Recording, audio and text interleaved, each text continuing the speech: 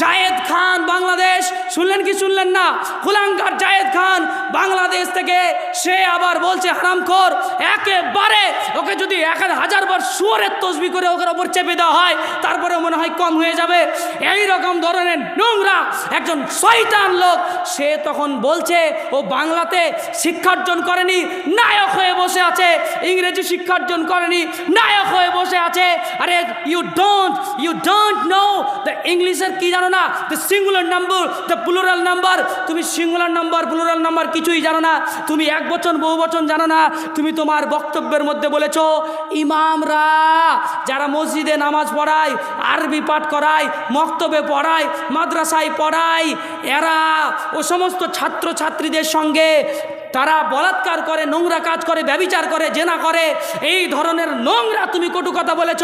তুমি জানো না তোমার বাপের বিয়ে ইমাম সাহেব পড়িয়েছিল বলে তোমার নাম জায়েদ খান, আর নাহলে তোমার নাম ইমাম সাহেবরা মাসালা শিখায়, দিন শিখায়, ইসলাম শিখায়। সেই ইমাম সাহেবের বিরুদ্ধে, সেই ইমাম সাহেবের জন্যে আমরা যদি আজ নোংরা কথা বলি, আজ যদি আমরা খারাপ কথা বলি, তাহলে আমাদের গুনাহগার হতে হবে। আজ নাস্তিকের দলেরা, ভাইয়েরা আমার নতুন একটা খবর অনেকেই হয়তো ইন্টারনেট থেকে শুনেছেন, আমি একটা ইমানি দায়িত্ব নিয়ে আমারও মুখ থেকে বলতে চাই। আমি সবাই হয়তো শুনেছেন, এটা আমারও ইমানি দায়িত্ব। কে শুনবে কে শুনবে না তা আমি জানি না, তবে আমার ইমানি দায়িত্ব। ইমাম সাহেবদেরকে নিয়ে কটু কথা বললে আমাদেরও গায়ের আগুন জ্বলে যায়। ওই কুলাঙ্গার জায়েদ খান বাংলাদেশ, শুনলেন কি শুনলেন না? কুলাঙ্গার জায়েদ খান বাংলাদেশ থেকে সে আবার বলছে হারামখোর, একেবারে ওকে যদি 1000 বার শুয়োরের তসবিহ করে ওকে ওপর চেপে দেওয়া হয় তারপরে মনে হয় কম হয়ে যাবে। এই রকম ধরনের নোংরা একজন শয়তান লোক, সে তখন বলছে ও বাংলাতে শিক্ষার্জন করেনি, নায়ক হয়ে বসে আছে, ইংরেজি শিক্ষার্জন করেনি, নায়ক হয়ে বসে আছে। আরে ইউ ডোন্ট নো দ্য ইংলিশের কি জানো না, the singular number, the plural number. তুমি সিঙ্গুলার নাম্বার প্লুরাল নাম্বার কিছুই জানো না, তুমি এক বচন বহু বচন জানো না। তুমি তোমার বক্তব্যের মধ্যে বলেছো ইমামরা যারা মসজিদে নামাজ পড়ায়, আরবি পাঠ করায়, মক্তবে পড়ায়, মাদ্রাসায় পড়ায়, এরা ও সমস্ত ছাত্র ছাত্রীদের সঙ্গে তারা বলাৎকার করে, নোংরা কাজ করে, ব্যভিচার করে, জেনা করে, এই ধরনের নোংরা তুমি কটু কথা বলেছ। তুমি জানো না তোমার বাপের বিয়ে ইমাম সাহেব পড়িয়েছিল বলে তোমার নাম জায়েদ খান, আর নাহলে তোমার নাম সুরজিৎ হালদার হতো, তো তোমার নাম একজন কাফেরের নামে নাম হতো, তোমার নাম একজন অমুসলিমের নামে নাম হতো। শুনে রাখো, মুসলমানের নাম দিয়েছ, ঘরে বসে চুপ করে বসে থাকবা। আল্লাহকে ভালো লাগে না, রসুলকে ভালো লাগে না, ইমামদেরকে ভালো লাগে না, আলেমদেরকে ভালো লাগে না, চুপ করে বাড়িতে বসে থাকতে হবে। ইসলামের ব্যাপারে কটু কথা বলতে পাবা না, মনের মধ্যে জমা করে রাখবা। তোমার দিলের মধ্যেও যদি ইমামের ব্যাপারে কটু কথা থাকে, তোমার দিলের মধ্যেও যদি ইমামের ব্যাপারে নোংরা চিন্তা ভাবনা থাকে, আলেমদের ব্যাপারে যদি থাকে, শুধু জায়েদ খানের জন্য বলছি না, বেলডাঙ্গার শিক্ষিত মুসলমানদেরকে বলছি। অনেক মুসলমান আজকে কোরআন হাদিস পড়তে শিখেছে, আর কোরআন হাদিস পড়তে শিখে বেশি বুঝতে শিখেছে। আর এই বেশি বুঝতে শেখার পরে হঠাৎ করে অস্বীকার করে বলবে আল্লাহ নাই। বিজ্ঞান এমন পড়া পড়েছে, শেষ পর্যন্ত বলছে আমি প্রমাণ করে দিতে পারি আল্লাহ নাই। ইতিহাস এমন পড়া পড়েছে, আমি প্রমাণ করে দিতে পারি আল্লাহ নাই। তোর মতো পড়ার, তোর মতো অশিক্ষিত পড়ার 4 পয়সার দাম উলামারা দেয় না। আল্লাহ রাব্বুল আলামিনকে বিশ্বাস করার জন্য কোনো বেঈমান যদি বলে, কোনো ইমানদার বাদ দিয়ে কোনো বেঈমান যদি বলে তোমাদের আল্লাহকে তোমরা দেখেছো, তার যুক্তি কি? তাহলে মুসলমানের উচিত হবে বিনা যুক্তিতে, বিনা দর্শনে, বিনা কথাতে, বিনা কোনো অভিমতে আল্লাহ রাব্বুল আলামিনকে যারা মেনে নিয়েছে, আল্লাযীনা ইউমিনুনা বিল গায়ব, যারা আল্লাহকে না দেখে বিশ্বাস করে, জীবনে একটাও প্রশ্ন দিল থেকে করে না যে আল্লাহ আছে কি নাই, তারাই হচ্ছে মুসলমান। কথা ঠিক না? তাহলে মুখে ইমামদের বিরুদ্ধে বলার আগে ইমাম না বলে যদি কথাটা এরকম করে বলতা, তাও না হয় তুমি বাঁচতে পারতা। এরকম কিছু ইমাম আছে, গুটি কয়েক ইমাম আছে, গুটি কয়েক আলেম আছে। আচ্ছা বলেন তো, এই যে জেনা করা, ব্যভিচার করা, এগুলো ইমামরাই শুধু করে না পাড়ার ছেলেবেলে করে? কি গো, ওই যে নায়ক, ও তো সারা জীবন জেনা করে, ও তো নায়িকাকে নিয়ে রাত্রি যাপন করে। তুই তো সব থেকে বড় হারাম কর, তোর লজ্জা লাগে না বলতে? তুমি মাতাল খাওয়ার পরে বলছো দারু মত পিও, নিজে মাতাল আর মাতলামি অবস্থায় দারু মত পিও হবে? তোমরা তো সারা জীবন জেনা করো, আর তুমি একজন দুজন কার কি ঘটনা শুনেছো সেটাকে তুমি আমভাবে প্লুরাল নাম্বার ব্যবহার করে বহুবচন শব্দ ব্যবহার করে বলছো ইমামরা। তুমি জানো না আমরা, তোমরা, তারা, তিনারা, ইনারা, উনারা, রা রা রা বহুবচন। এমনি বাংলা ভাষাতে গণ, বন্ধুগণ, ছাত্রগণ, শিক্ষকগণ, বাংলা ভাষাতে গণ শব্দ ব্যবহার করলে বহুবচন হয়। তোমার লেখাপড়ার অভাব আছে ও মুসলমান জাতি, লেখাপড়া না করে সামনে কথা বলতে আসবেন না। তেমনি আরেকটা বলা হয় গুলি শব্দ ব্যবহার করে বহুবচন করা হয়। শিক্ষকগুলি, বন্ধুগুলি, ছাত্রগুলি, ছাগলগুলি, ভেড়াগুলি, বইগুলি, খাতাগুলি, টেবিলগুলি, এরকমভাবে যত গুলি, গণ, রা এই শব্দ ব্যবহার করে বাংলাতে বহুবচন শব্দ ব্যবহার করা হয়। ইংরেজিতে কখনো এস করা হয়, কখনো ইএস যুক্ত করা হয়, কখনো আইইএস যুক্ত করা হয়, কখনো ভিইএস যুক্ত করা হয়, কখনো আরইএন যুক্ত করা হয়, কখনো ইএন যুক্ত করা হয়। এ সমস্ত যুক্ত করে ইংরেজিতে প্লুরাল নম্বর ব্যবহার করা হয়। লেখাপড়া করে কথা বলো, কাকে বলে গুটি কয়েক মানুষ আর কাকে বলে গোটা জাতির মানুষ। ও মুসলমান জাতি, তোমরা আগে শুনে রেখে দাও, মুসলমানরা ভেবে বসে আছে, ওরা মনে করে কাফের বেঈমানরা মনে করে, কাফের বেঈমানরা মনে করে মুসলমানদের মধ্যে শিক্ষিত নাই, আর মুসলমানরা মনে করে মৌলবীদের মধ্যে শিক্ষিত নাই। একেবারে মিথ্যা কথা। তুমি শিখাবা না? অনেকে আমাদেরকে বলছে হুজুর মৌলবী সাহেবরা নাকি বাংলা ইংরেজি জানে না। আসো আমার সাথে, অহংকার করে বলছি না, এসো আমার সাথে, গোটা বেন লাগার কত কে আছো, কোথা থেকে আসো। আজকের আলোচনা কোনো কিছুর বিষয় যদি হবে সব ইংরেজিতে হবে ইনশাল্লাহ। এসো দেখি। তোমরা আলেমদেরকে অশিক্ষিত বলেছ, এই অশিক্ষিত সমাজকে আমরা দূর করতে লেগেছি, ইনশাল্লাহ দূর করব। তাই বলে তোমার মতন এমন শিক্ষা অর্জন করি না যাকে পুরো আলেমগণকে ইমামুল আম্বিয়া, রসুলুল্লাহ একজন ইমাম ছিলেন না, ছিলেন না? তো ইমামের বিরুদ্ধে কেউ যদি কথা বলে, আমার নবীর বিরুদ্ধে কথা বলা হলো না, হলো না? তো তুমি ডাইরেক্ট নবীর বিরুদ্ধে বলে তোমার নাম জায়েদ খান দিয়ে বসে আছো, তোমার নাম শুয়োর খান রাখো, তোমার নাম কুকুর খান রাখো, তোমার নাম পৃথিবীতে সব থেকে খারাপ লাগে এই নামগুলো তুমি রাখো। জায়েদ খান রেখে বসে আছো, রসুলুল্লাহকে ভালোবাসো না, নবীজির ইমামতির ব্যাপারে তুমি খারাপ কথা বলছো। ইমামরা মানে তোমার গ্রামের ইমাম থেকে বিশ্বনবী পর্যন্ত চলে যাবে, তোমার হিসাব নাই কথাবার্তার মধ্যে। কথাবার্তা বললে খুব সামাল দিয়ে কথা বলতে হবে। আল্লাহ পাক আমাদেরকে বেশি বেশি বুঝ দান করুন।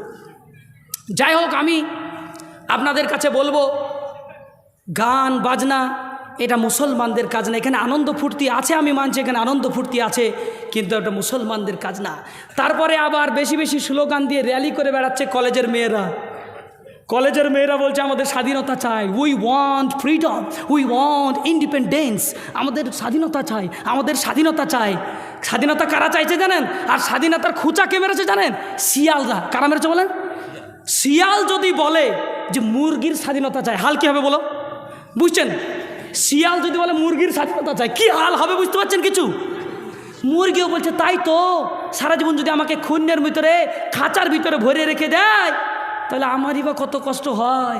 তুমি যদি খাঁচার ভিতরে থাকো তাও তোমার জানটা বাঁচবে, কিন্তু খাঁচা থেকে বেরিয়ে আসলে সকালবেলাকার নাস্তা তোমার আর হবে না। আর তুমি এরকম হারামখোর শিয়ালগুলাকে বলছো স্বাধীনতা চাই, আর জানো না ওই শিয়ালের মতো সব শয়তানগুলো তোমার জন্য ভক্ষণ করার জন্য বসে আছে, তোমাকে খাবার জন্য। আর মেয়েরা বলছে আমাদেরকে স্বাধীনতা দাও, আমাদেরকে বুক ফুলিয়ে বেড়াতে দাও, আমাদের চাদর খুলে ফেলতে দাও, আমাদের বুরকা খুলে ফেলতে দাও। মানে বুরকা খুলে ফেলে খুব খুশিও, একবারে এক বুক জ্বালা নিয়ে যুবকদেরকে আমার প্রেমটাকে জাহির করব, এই জন্যে খুব খুশি। বুরকাটা খুলে ফেলো। বুরকা পরা তো একটা বস্তা, আর মুসলমানদেরকে এরকম করে বস্তার ভিতরে রেখে এরকম করে নোংরা নষ্ট করে দেওয়া হচ্ছে, স্বাধীনতা হরণ করছে একদল যুবক, একদল শিক্ষিত। ওরা শিক্ষিত নামে কুলাঙ্গার, ওদের শিক্ষার 4 পয়সার দাম দিই না, ওদের শিক্ষার মুখে লাথি মারি আমি। যারা বলছে শিয়ালের মতো, শিয়াল যদি মুরগির স্বাধীনতা চায়, তো মাস্টার মশাই যদি বলে আমার মেয়েকে স্বাধীনতা দিতে হবে, ইমাম সাহেবরা বলে তোমরা ঘুপচির মধ্যে ভরা থাকো, তোমরা বস্তার মধ্যে ভরা থাকো।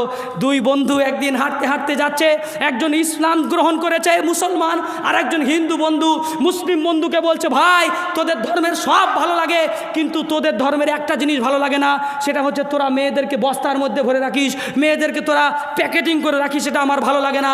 যুবক তখন বলছে তোর এই জবাব একদিন তুই নিশ্চিত পাবি, একদিন তুই নিশ্চিত পাবি। এখন কিসের জবাব? এই জবাব দেওয়ার জন্য যুবক 2 জন চলছে, রাতে একদিন গরমের দিনে দুইজন দুপুরবেলায় দুই বন্ধু হাঁটতে হাঁটতে যাচ্ছে, বিরাট রোদ্দু পড়ছে। এমতো অবস্থায় সেই হিন্দু বন্ধুটা বলছে, ভাই তোর ব্যাগে কি কোনো খাবার আছে নাকি? তখন সঙ্গে সঙ্গে বলছে, ভাই আমার ব্যাগে এমন কিছু খাবার নাই, দুটো চকলেট ভরা আছে, একটু পানি খেলে খাওয়া যেতে পারে, তুই কি চকলেটটা খাবি? ও কিন্তু চিন্তা করেছে খাবার আমার কাছে নিশ্চিত প্রতিদিন চাই, আজকেও আমার কাছে চাইবে। মুসলমান বন্ধু খাবারের প্যাকেটটা ছিঁড়ে, ওই চকলেটের প্যাকেটটা ছিঁড়ে ব্যাগের মধ্যে রেখেছে, আর একটা গোটা রেখেছে। ও নিজে গোটাটা ছিঁড়ে টাটকা চকলেট মুখে ভরেছে, আর বন্ধুকে দিয়েছে রোদ্রে গলা। ওই আপনার প্যাকেট ছিঁড়ে রেখেছে, রোদ্রে গলে গেছে, এইটা বন্ধুকে তুলে দিয়েছে। বলছে, ভাই তোর বেলায় টাটকা প্যাকেট আর আমার বেলায় ছিঁড়া প্যাকেট কেন? বলে, তুই যেটা ভালোবাসিস সেটাই তো দিলাম। বুঝতে পারছেন না কথা? তুই যেটা ভালোবাসিস সেটাই তো দিলাম। ও বন্ধু, তুই তো বলেছিলি মুসলমানদের মধ্যে সব তোর ভালো লাগে, মুসলমানদের মধ্যে মেয়েদেরকে প্যাকেটিং করে রাখবে, মেয়েরা মাথায় কাপড় দিয়ে থাকবে, মেয়েরা বুরকা দেবে, এইটা তোর ভালো লাগে না? তাহলে তোর চকলেটের প্যাকেট করা থাকবে, এটা আমারও ভালো লাগে না। কথা বুঝতে পারলে না? এই জন্যে সঙ্গে সঙ্গে যুবক ভাইকে তুলে দেওয়া হলো। যুবক ভাই বলছে, ভাই আমি বুঝতে পেরেছি। কেন বুঝতে পারলো? চকলেটটা যখন হাতে দিয়ে মুখে দিয়ে দেখছে স্বাদ সোয়াদ নাই। যে মেয়েগুলো প্যাকেট থেকে বেরিয়ে এদিকটা কেটে দিয়েছে, এদিকটা কেটে দিয়েছে, পিছনে স্কোয়ার ফিল্টার মাঠ করেছে, কথা বুঝো না? কেটে কেটে একবারে লাভ তৈরি করেছে, লাভ। সবাইকে ভালোবাসি আমি একবার, বুঝতে পারলে না?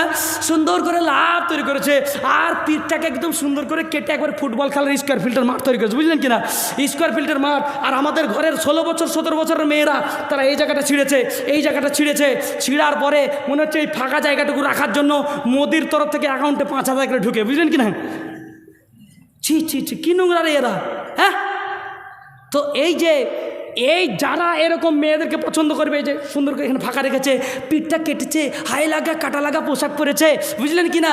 এটাকে যারা পছন্দ করে তারা ওইরকম খোলা চকলেটওয়ালা মেয়ে পছন্দ করে।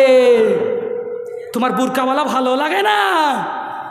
চুল দেখতেই তো পেলাম না, মুখটা তো দেখাই হলো না, সুরটা তো বোঝাই হলো না, তাহলে কেমন করে চয়েস করব?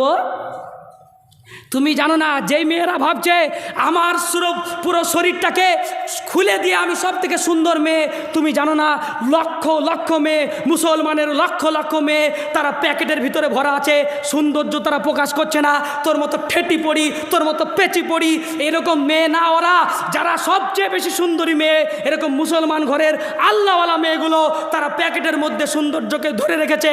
তারা নিজের স্বামীর জন্যই প্রকাশ করবে, আর কারোর জন্য প্রকাশ করবে না। অথচ আজকের হরেক নগরের জালসার দিনে তার আগের দিন বিবি ঠুট পালিশ দেয় নাই, তার আগের দিন বিবি সুন্দর করে সাজেনি, আজকে কিন্তু সুন্দর করে সেজেছে, আজকে ঠোঁট পালিশ দিয়েছে, আজকে মাথার কাপড়টা ফেলে দিয়েছে, আজকে কুচা করে শাড়ি পরেছে, আজকে অনেক কিছু দেখানোর আছে না নাই? দেখানোর আছে না? আরে ভাই, তোমার আজকে দেখাবা কেন? তুমি কালকে রাত্রে তুমি দেখাবা তোমার স্বামীকে।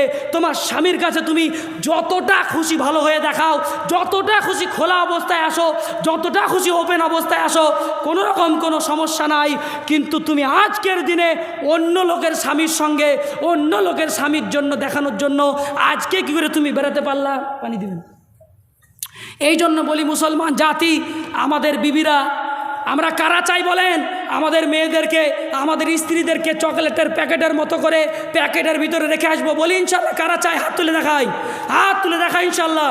আলহামদুলিল্লাহ, সব মুসলমান চাই আমার মেয়ে প্যাকেটের মধ্যে থাকুক। প্যাকেটটাকে আবার তুমি যদি খারাপ মনে করো,